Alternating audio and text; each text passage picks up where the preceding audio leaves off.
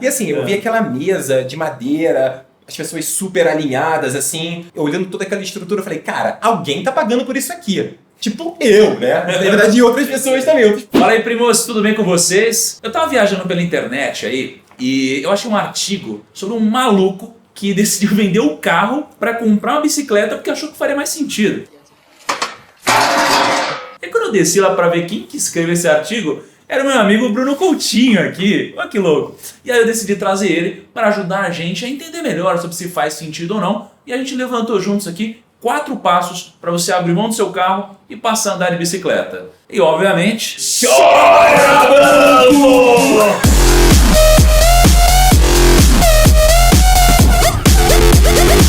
Bruno, obrigado por ter vindo, cara. Muito feliz por você poder contar isso pros primos, porque eu tô pensando em fazer isso. Mudei até pra perto do meu escritório agora e pode fazer muito sentido, né, cara? Total. Salve, primos. No final de 2015, né, a história é basicamente assim, no final de 2015 eu tenho minha planilha lá de gastos que eu tenho, mensais com as minhas coisas, e eu vi que a minha linha do carro estava muito absurda, assim. No ano inteiro, eu tinha gastado quase mais de 14 mil reais com o meu carro. E aí eu dividi em tudo, assim, IPVA, seguro, estacionamento, multa, porque ninguém é de ferro, né? Tem sempre uma multinha ali que sem querer acontece. Sempre chega uma depois. Sempre chega uma depois. E eu percebi, falei, olha, o cenário econômico não é bom, eu preciso me desvencilhar desse carro que está gerando um gasto muito alto para mim mensalmente e tentar achar uma forma de ganhar mais qualidade de vida na minha ida para o trabalho. Na verdade, ganhar mais possibilidades na mobilidade urbana, assim. Também não depender apenas de uma coisa só. Você não sabe se você não pode contar muito com o transporte público todos os dias, porque o metrô fica parado, ou tem greve, ou tem alguma coisa.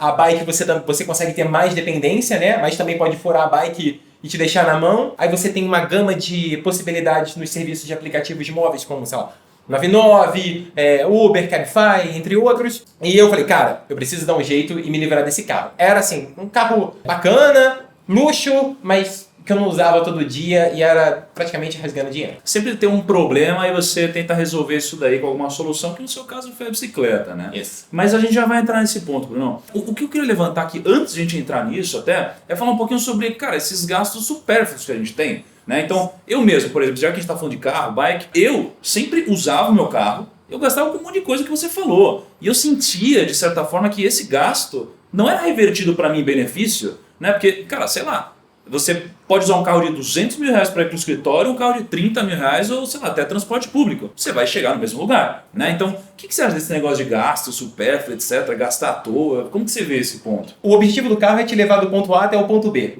Qualquer carro você consegue fazer isso. É óbvio que você quer um carro confortável, mas ele precisa ser super confortável, em que apenas seja para mostrar para as pessoas que você tem status, né? Status e tudo mais. Então, assim, se você tem a cabeça no lugar e você vive por você mesmo e não que você vive para atender as expectativas das pessoas que estão ao seu redor, você tem que tentar se desvencilhar de qualquer coisa. A gente está falando de carro, mas pode ser qualquer uma outra ferramenta que você use, que você tem, que você vê e fala assim, cara, tô tendo ele demais, melhor desapegar disso, ou ir para um item um pouco mais barato e tentar fazer essa troca. Você tem até a história do banco lá que você tinha me contado, cara? Nossa, então, tinha uma conta num banco, né? Irmão, depois você me fala se você se identifica com isso, hein? Porque vai ver. Assim, eu tinha dinheiro investido num banco, num fundo de um banco, multimercado, onde eu sabia que pagava uma taxa. Na verdade, eu fui descobrir depois, né? Depois de ver o canal do Primo Rico, fui descobrir que pagava uma taxa muito alta. Então, era 2,5 ao ano. E eu fui fazer as contas de quanto eu estava pagando pro banco naquilo. Falei, cara, não faz sentido. Eu consigo gerenciar meu investimento de uma outra maneira, não pagando uma taxa tão absurda. E aí, quando eu fui fechar a conta no banco, eu fui até a agência. E assim, no metro quadrado mais caro de São Paulo, na Faria Lima, cheguei lá com a minha bike, com a Olivia, tranquei a bike, entrei, o pessoal me olhou assim, quem é esse cara? Eu falei, tô aqui pra poder fechar a minha conta. Quase não te julgaram, né? Quase não me julgaram. E assim, eu vi aquela mesa de madeira, as pessoas super alinhadas, assim, eu olhando toda aquela estrutura, eu falei, cara, alguém tá pagando por isso aqui. Tipo eu, né? Na verdade, e outras pessoas também, outros correntistas e tudo mais. Eu falei assim, cara, quer saber? Saí fora. Aí voltei pro meu trabalho, cheguei lá, vi a sala pequenininha que a gente trabalha, lá se esforçando para fazer o melhor todo dia. Falei, cara, tem alguma coisa muito errada com o mercado financeiro, principalmente.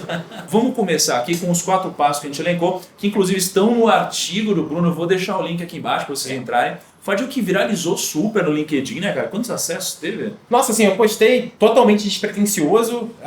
Mais de 117 mil pessoas leram, sei lá, 600 compartilhamentos, muitos comentários. legal, as pessoas se identificando com a história, foi isso. Esse negócio foi muito... Pô, eu sou uma pessoa comum, assim, eu nem tenho canal no YouTube nem nada, eu só escrevi um artigo no LinkedIn. Depois você não é uma consultoria pra saber como que eu faço isso, cara. Mas vamos lá. Primo, é o seguinte... O primeiro passo aqui para você abrir mão do seu carro e poder comprar uma bicicleta é básico, é o mesmo passo sempre que a gente faz de finanças pessoais, que é levantar todos os seus custos. Você precisa cair na real, você precisa planilhar todos os seus custos. E Bruno, você chegou a comentar um pouquinho aqui no vídeo, mas como que foi exatamente esse momento? Você pegou sua planilha, sei lá, começou a jogar todos os seus custos, você já jogava os seus custos lá? Como que foi o primeiro passo para você? Então, eu sou bastante disciplinado em termos de finanças pessoais, né? Sou bem controlado. E aí, todo mês eu adiciono os dados na minha planilha, mas todo ano eu faço um balanço de como foi o meu ano e o que eu espero para o ano seguinte.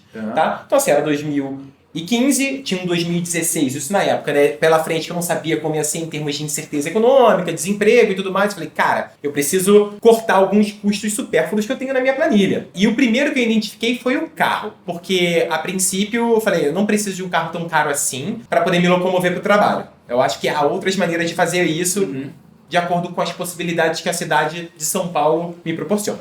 Certo. E, Bruno, posso abrir aqui os seus gastos que Manda você ver. tinha com o carro? Você já pôs isso publicamente para mais de 100 mil pessoas? Tá público. Seguinte, o Bruno gastava aqui com seguro R$ 2.800, IPVA 2.300, revisões 1.500, combustível 4.800, caraca, 4.000, você andava de carro, hein, meu? 4.000, manutenção R$1.000 e multa. Pô, Bruno, não podia ter multa aqui, cara. Multa R$170. Multa acho que é o pior dos gastos, né? Mas assim, essa multa no caso, eu quero me defender, não. Eu fui correndo no parque no Ibirapuera e aí eu estacionei lá, sei lá, acho que o Zona Azul vai até às 8. Aí eu cheguei, sei lá, 7h50. Aí eu estacionei e fui sair pra correr, quando eu voltei a multa tava lá. Eu tomei a multa aí, merecia, porque eu não prestei atenção, tá valendo. Beleza. Cara, então você gastava aqui R$12.570 por ano com o carro. Isso. Caraca, que gasto, hein, velho? Não, beleza. E quando você lançou isso daqui, qual foi a sua primeira impressão quando você lançou tudo? Não, eu falei assim, eu preciso resolver essa questão do carro. Mas para isso, para eu conseguir vender o carro e buscar outras formas de mobilidade, eu tinha que tomar outras iniciativas, né? A primeira, tudo bem, caí na real, falei, preciso mudar. Mas foi uma série, foi um processo até eu conseguir fazer tudo. E aí foi que, eu preciso achar um imóvel que fique mais próximo do meu trabalho. Calma, não vai passar que é a dica 2, hein, meu? Já. Calma, relaxa. Primo, vamos para a dica 2 aqui. A dica 2 é o seguinte, a primeira era primeiro você levantar todos os seus custos para você entender se isso daqui era um problema ou não. Às vezes pode não ser um problema, né? Para algumas pessoas faz sentido continuar usando o carro. Mas para aquelas que não faz sentido, o segundo passo é simples. É procurar um local, procurar um imóvel próximo do seu trabalho, próximo do seu local que você tem que ir toda semana, para você poder economizar um pouquinho mais com distância, perder menos tempo, poder gastar menos com transporte. Então o segundo passo é se mudar para perto do escritório.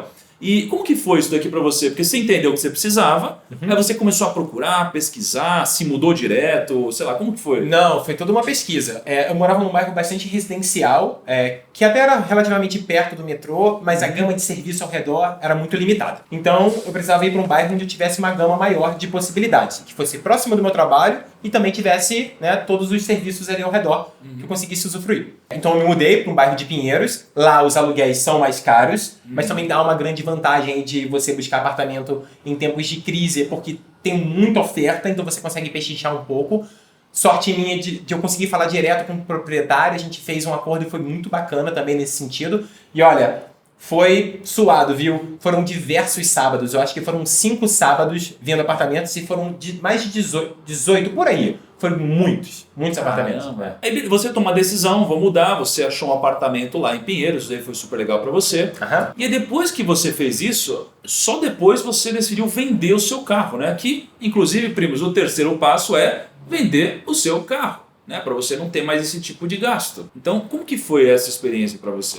Então, antes de mudar, eu usava o carro para o trabalho, então continuava gastando, ainda no ano de 2016, estacionamento, combustível. Eu falei, cara, eu preciso resolver isso. Aí quando eu me mudei, falei, olha, eu tenho uma ciclovia próxima aqui, que eu consigo pegar ali até a Faria Lima para ir para o trabalho, onde eu preciso chegar. Então eu falei, cara, preciso vender o carro para eu poder já mudar e tentar novas formas de ir para o trabalho, né? Porque o carro ficava parado lá na garagem, mas eu já estava indo de ônibus, aí tentei ir de ônibus, aí tentei ir de aplicativo, fui de Uber, na verdade não tinha Cabify na época, fui de Uber, na época era muito forte o Uber Pool, 99, comecei a diversificar. E todos os dias estava muito salgado para mim, não ia compensar. E aí foi quando eu coloquei o carro para vender no Facebook, coloquei em outros sites, coloquei o OLX, Mercado Livre, e consegui vender, sei lá, acho que em 30 dias, 40 dias eu consegui vender rápido. E fala uma coisa, você comentou aqui que usar Uber, etc, é muito salgado, né? A gente já tem até um outro vídeo no canal em que a gente compara andar de carro, Uber, etc, 99, e é muito mais barato, na maioria dos casos, você usar esse tipo de aplicativo do que você ter o seu próprio carro, né?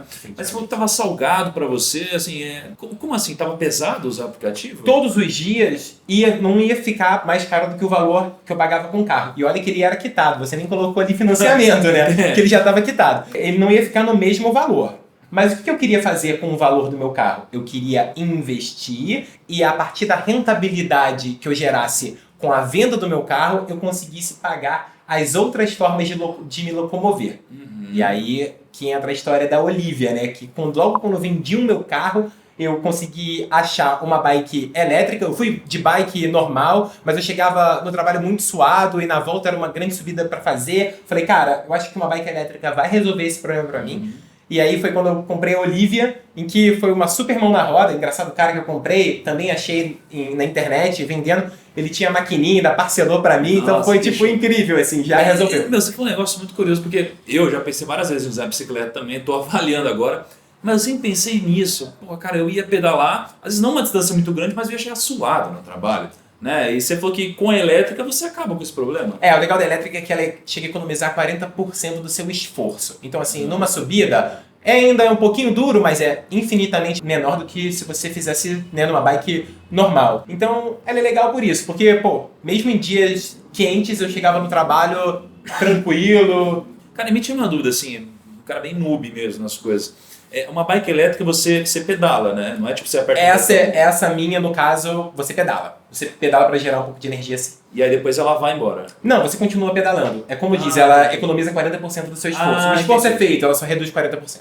Quanto você pagou nessa bike aí? Eu paguei R$1.800 na bike. Caraca, dá pra você comprar uma bike dessa por R$1.800. Então, ela é um pouco mais cara, mas como eu comprei ela de segunda mão, aí eu consegui ela um valor um pouco mais barato. Então, primo, é o seguinte, a gente tinha 4 passos básicos, né? O primeiro passo era você planilhar tudo, para você ter exatamente a noção de quanto você gasta e para ver se faz sentido ou não, né? Porque para algumas pessoas não faz sentido. Segundo passo era escolher um local mais próximo do escritório para você se mudar, para você economizar e até ter uma distância um pouquinho menor para poder pedalar. Isso. O terceiro passo era você vender o seu carro ou o seu meio de transporte. Isso aí. E o quarto passo, e o passo que eu mais gosto de falar sempre, é o passo em que você pega essa grana que você conseguiu da venda do seu carro, sei lá, e você investe, né? E quando você aplica isso corretamente, você consegue ganhar uma grana muito boa. O que antes era custo vira lucro para você. E no seu caso, como que foi, Bruno? Você pegou essa grana, você investiu, você focou em, sei lá, pô, eu preciso ter uma grana em curto prazo, longo prazo. O que você fez com o dinheiro? Como eu te falei, assim, eu sou muito organizado financeiramente. Então eu tenho minhas reservas de emergência para qualquer imprevisto que porventura apareça no horizonte de curto prazo. Então minha grana, principalmente essa do carro, é para longo prazo. Eu tô falando de aposentadoria, ou alguma coisa bacana que eu queira fazer daqui a 3 anos, festa de casamento, ou uma viagem muito bacana. Então, pra mim, era longo prazo. Eu peguei a grana, que eu vendi um carro, lá com R$54 mil, 54 e pouquinho, e apliquei tudo na Verius, onde eles gerenciaram meu dinheiro de maneira automática, com ETFs e tesouro direto. E logo nos primeiros meses, assim, já tá vendo uma rentabilidade ali dos 54 mil, viraram R$630 por mês, mais ou menos. Então, eu tinha antes um gasto de 1.100 e pouco, e agora eu tenho um lucro de 600 e pouco. Caraca. O que é legal, porque assim, ou eu vou de bike, mas e se estiver chovendo? Eu posso ir de alguma empresa de serviço de aplicativo, ou eu posso ir de ônibus, aí eu consigo diversificar não apenas o meu dinheiro, mas também a maneira como eu me locomovo do trabalho. Então, essa é a grande sacada. E é muito louco isso, né? Porque o pessoal às vezes tem uma mentalidade, né, antiquada até certo ponto, porque às vezes a gente acha que ter um imóvel, por exemplo, é muito mais seguro, porque você tem o seu imóvel, mas se você for pensar assim, no carro não faz sentido, porque se você não tem carro, você fica livre para ir de bicicleta, serviço de aplicativo, carona, qualquer coisa. E no imóvel funciona da mesma forma. Então acho que o mundo está quebrando alguns paradigmas aqui, né? Você quebrou um mega, né? Assim, o que eu vi nos comentários lá no texto foram muitos comentários honestos, até de pessoas que moram no interior do Brasil e que falam assim, cara, eu preciso de carro. Eu não consigo me dar o luxo de pegar e dirigir por uma estrada por 15 quilômetros para chegar no meu trabalho. Não, você tá certo. Isso talvez não funcione para você. Tem que ver se funciona para você. Mas aí eu te pergunto, você pega o seu carro lá no interior do ponto A ao ponto B. Será que você não conseguiria um carro um pouco mais barato e com a diferença dos valores entre o carro X e Y você investir e ter uma qualidade de vida melhor com esse investimento para o futuro, para uma aposentadoria ou para alguma coisa que você queira fazer? Então, essa questão do carro para bike pode ser aplicado em diversos prismas dos bens que as pessoas têm. Porque a gente fica muito atrelado ao status do negócio, né? Tipo, eu quero um puta carro, etc. Mas, cara, você quer um carro para te levar do ponto A ao ponto B. É igual a história do monge. Cara, para que você vai ter uma carteira de 300, 500 reais se você pode ter uma carteira de 30 reais que guarda dinheiro? Relógio, né? Pô, você vai pegar um... Óbvio que não sou contra quem faz isso, porque cada um gosta de uma coisa. Eu gasto muito dinheiro com algumas coisas que eu gosto também.